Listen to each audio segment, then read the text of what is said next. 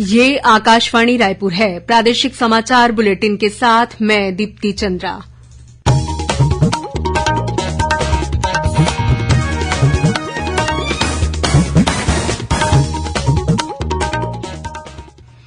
और अब पेश है आज के मुख्य समाचार। राज्य विधानसभा चुनाव के दूसरे चरण के लिए प्रचार अंतिम चरण में। भाजपा और कांग्रेस के वरिष्ठ नेता कर रहे हैं सघन प्रचार। प्रधानमंत्री नरेंद्र मोदी ने मुंगेली और महासमुंद में चुनावी जनसभा को संबोधित किया। छत्तीसगढ़ में भाजपा की सरकार बनने पर ऊंचे मूल्य पर अधिक धान की खरीदी की जाएगी। वहीं कांग्रेस की छत्तीसगढ़ प्रभारी कुमारी सैलजा ने बताई राज्य सरकार की उपलब्धियां। मतदान दिवस और उसके एक दिन पहले प्रिंट मीडिया में प्रकाशित होने वाले राजनीतिक विज्ञापनों को प्रमाणित कराने के लिए निर्वाचन आयोग ने जारी किए निर्देश। और गोवर्धन पूजा और अन्नकूट का त्यौहार कल मनाया जाएगा।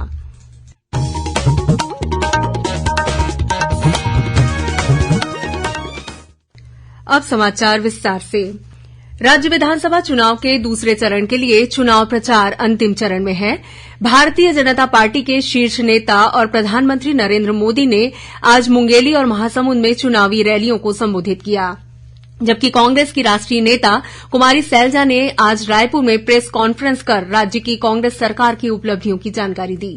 उधर अन्य राजनीतिक दलों के वरिष्ठ नेता भी चुनाव प्रचार में जुटे हुए हैं। प्रदेश की 70 सीटों के लिए आगामी 17 नवंबर को मतदान होगा। प्रधानमंत्री नरेंद्र मोदी ने कहा है कि छत्तीसगढ़ में सत्ता में आने पर भारतीय जनता पार्टी की सरकार ऊंचे मूल्य पर अधिक धान की खरीदी करेगी। आज छत्तीसगढ़ के मुंगेली जिले के ग्राम जमकुही में चुनावी रैली को संबोधित करते हुए श्री मोदी ने किसानों को उनके उत्पाद पर बोनस देने का वादा भी किया। श्री मोदी राज्य में विधानसभा चुनाव के दूसरे और अंतिम चरण के तहत भाजपा उम्मीदवारों के लिए प्रचार कर रहे थे। उन्होंने आजादी के कई दशक बाद भी अनुसूचित जाति, अनुसूचित जनजाति और अन्य पिछड़े वर्गों के पिछड़ेपन के लिए कांग्रेस को जिम्मेदार बताया। प्रधानमंत्री ने कहा कि कांग्रेस पार्टी वोट बैंक की राजनीति और तुष्टीकरण के लिए किसी भी हद तक नीचे जा सकती है। श्री मोदी ने कहा कि वे राज्य में भारतीय जनता पार्टी द्वारा किए गए सभी वायदों को समयबद्ध सीमा में पूरा करेंगे। प्रधानमंत्री ने लोगों से राज्य में डबल इंजन सरकार यानी केंद्र और राज्य दोनों स्तरों पर भाजपा सरकार लाने की अपील की। भाजपा के आने का मतलब है छत्तीसगढ़ का तेज विकास। भाजपा के आने का मतलब है नौजवानों के सपने पूरे होंगे। भाजपा के आने का मतलब है यहाँ की महतारी बहनों का जीवन और आसान होगी। भाजपा के आने का मतलब है भ्रष्टाचार पर लगाम, भ्रष्टाचारियों पर सख्त कार्रवाई। भाजपा के प्रधानमंत्री महादेव ऐप घोटाले का भी मुद्दा उठाया और कांग्रेस पार्टी मुख्यमंत्री भूपेश बघेल पर बड़े पैमाने पर भ्रष्टाचार में शामिल होने का आरोप लगाया। श्री मोदी ने कहा कि कांग्रेस को यह बताना चाहिए कि मुख्यमंत्री को इस घोटाले से कितना धन मिला है और इसमें कितना हाईकमान को भेजा गया है। श्री मोदी ने कहा कि स्वास्थ्य क्षेत्र में केंद्र की भाजपा सरकार दवाइयों में 80% तक की छूट उपलब्ध करा रही है और आयुष्मान योजना के जरिए गरीबों का निःशुल्क उपचार किया जा रहा है। प्रधानमंत्री ने कहा कि केंद्र सरकार उर्वरक सब्सिडी पर लाखों रुपए व्यय कर रही है। श्री मोदी ने कहा कि महतारी वंदन योजना छत्तीसगढ़ में महिलाओं की मदद करेगी। राज्य में हस्तशिल्प उद्योग को बढ़ावा देने की योजनाओं का उल्लेख करते हुए उन्होंने कहा कि केंद्र सरकार राज्य के स्थानीय उत्पादों के लिए अंतर्राष्ट्रीय बाजार उपलब्ध कराने की दिशा में काम कर रही है। श्री मोदी ने कहा कि भाजपा सरकार के राज्य की सत्ता में आने के बाद तीर्थ स्थलों को विकसित किया जाएगा। वहीं महासमुंद जिले के बेमचा भाटा में जनसभा को संबोधित करते हुए प्रधानमंत्री ने कहा कि राज्य में भाजपा की सरकार बनने के बाद गरीबों के लिए मकान बनाने का काम तेजी से शुरू किया जाएगा। उन्होंने कांग्रेस पर निशाना साधते हुए कहा कि छत्तीसगढ़ में कांग्रेस शासनकाल में अपराध और हिंसा के मामले बढ़े हैं। दूसरी ओर कांग्रेस के वरिष्ठ नेता और मुख्यमंत्री भूपेश बघेल ने रायगढ़ जिले के पुसौर और सारंगढ़ बिलाईगढ़ जिले के बरमकेला में चुनावी सभा को संबोधित किया।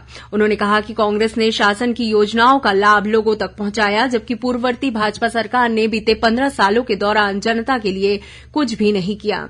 श्री बघेल ने केंद्र की भाजपा सरकार पर भेदभाव करने का आरोप लगाया। छत्तीसगढ़ में विधानसभा चुनाव के दूसरे चरण में 17 नवंबर को 70 विधानसभा क्षेत्रों में वोट डाले जाएंगे। इसके लिए सुबह 8 बजे से शाम 5 बजे तक का समय निर्धारित किया गया है। केवल बिंद्रा नवागढ़ विधानसभा क्षेत्र के 9 मतदान केन्द्रों कामरभौदी, आमामोरा, ओढ़, बड़े गोबरा, गंवरा गांव, गरीबा, नागेश, सहबिन कछार और कोदोमाली में सुबह 7 बजे से दोपहर 3 बजे तक मतदान होगा।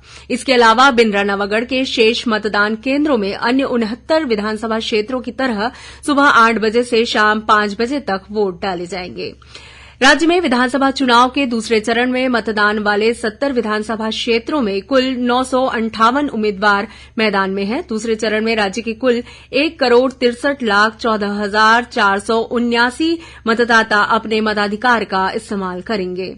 इनमें 81,41,000 से अधिक पुरूष मतदाता और 81,72,000 से अधिक महिला मतदाता के अलावा 684 तृतीय लिंग के मतदाता शामिल हैं।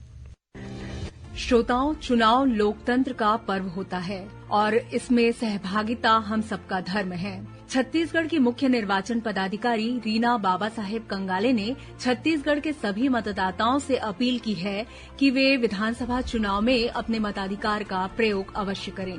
मेरी सभी मतदाताओं से ये अपील रहेगी कि एबर वोट देने जाओ जी, चुनावी त्योहार मनाबो जी। अवश्य रूप से आइए और इस त्योहार में अपनी सहभागिता दें और पूरी कर्तव्य निष्ठा के साथ में इस जिम्मेदारी का निष्पादन करें।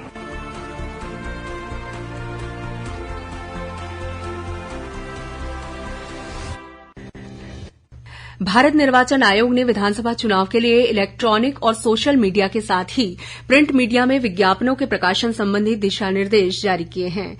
इसके तहत मतदान दिवस और उसके एक दिन पहले प्रिंट मीडिया में प्रकाशित होने वाले राजनीतिक विज्ञापनों को प्रकाशन से पहले प्रमाणित कराना आवश्यक होगा। इस संबंध में मुख्य निर्वाचन पदाधिकारी रीना बाबा साहेब कंगाले ने बताया कि 16 और 17 नवंबर को प्रकाशित होने वाले विज्ञापनों को पहले जिला या राज्य स्तरीय मीडिया प्रमाणन समिति से प्रमाणन सर्टिफिकेट लेना जरूरी होगा। श्रीमती कंगाले ने बताया कि मतदान दिवस के पूर्व अथवा मतदान तिथि को प्रिंट मीडिया में भ्रामक प्रकृति के विज्ञापन यदि प्रकाशित होते हैं तो ऐसे राजनीतिक दल अथवा प्रत्याशी जो इससे प्रभावित होते हैं उनके पास किसी भी तरह के खंडन करने का अवसर नहीं होता। ऐसे में स्वतंत्र, पारदर्शी और निष्पक्ष चुनाव के लिए विज्ञापनों का पूर्व प्रमाणन जरूरी है। भाजपा के वरिष्ठ नेता और केंद्रीय मंत्री धर्मेंद्र प्रधान ने आज रायपुर में आयोजित पत्रकार वार्ता में राज्य की कांग्रेस सरकार पर गरीबों के आवास से वंचित करने के साथ शराबबंदी करने में भी असफल रहने का आरोप लगाया है। श्री प्रधान ने कहा कि प्रदेश में महिलाओं को गैस सिलेंडर उपलब्ध कराने के लिए केंद्र सरकार ने 12,000 करोड़ रुपए दिए हैं, लेकिन राज्य सरकार ने महिलाओं को उज्ज्वला गैस सिलेंडर उपलब्ध नहीं कराया है। वहीं गरीबों के लिए केंद्र सरकार ने आवास बनाने के लिए राशि जारी की थी, लेकिन राज्य सरकार ने उसका उपयोग नहीं किया। श्री प्रधान ने प्रदेश में महिलाओं के साथ हिंसा और अपराध बढ़ने का भी आरोप लगाया।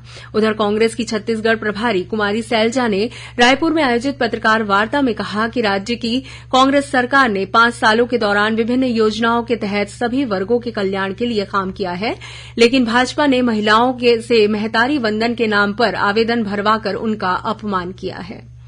गोवर्धन पूजा और अन्नकूट का त्यौहार कल मनाया जाएगा। अब तक लक्ष्मी पूजा के दूसरे दिन गोवर्धन पूजा और अन्नकूट का त्यौहार मनाने की परंपरा रही है, लेकिन इस बार यह त्यौहार लक्ष्मी पूजा के एक दिन बाद मनाया जाएगा। गोवर्धन पूजा के दिन गौ माता की पूजा की जाती है और उसे भोग अर्पित किया जाता है। मुख्यमंत्री भूपेश बघेल ने परंपरानुसार आज दुर्ग जिले के ग्राम जजगिरी में गौरा गौरी की पूजा अर्चना कर प्रदेशवासियों की सुख समृद्धि की कामना की। इस मौके पर मुख्यमंत्री ने सोटा खाने की परंपरा निभाई और लोगों को दीपावली की शुभकामनाएं दी। प्रदेश में दूसरे चरण के चुनाव के लिए मतदान दलों को प्रशिक्षण देने का कार्य जारी है। इस बीच रायपुर जिले के ऐसे अधिकारी कर्मचारी जो 8 और 9 नवंबर को हुए प्रशिक्षण के दौरान उपस्थित नहीं हो सके थे, वे 15 नवंबर को पंडित रविशंकर शुक्ल विश्वविद्यालय में आयोजित विशेष प्रशिक्षण शिविर में शामिल होंगे। प्रशिक्षण शिविर सुबह 9:30 बजे से शुरू होगा।